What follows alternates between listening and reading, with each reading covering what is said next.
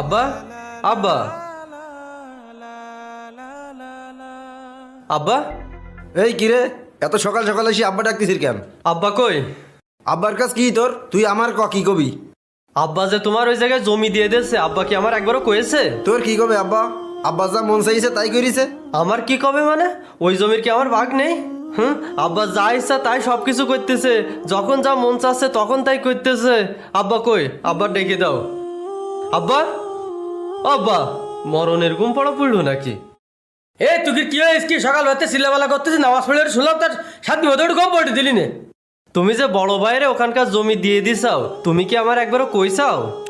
এ তোর কাছে কি শুনবে? জমি তোর না আমার? তুমি যে বড় ভাইরে আমার চুরি করে অন্যায়ভাবে জমি লিখে দিছাও, তুমি মরবা না নাকি? তোর তো যোগ্যতা নেই ওখানে এটা প্রজেক্ট করার।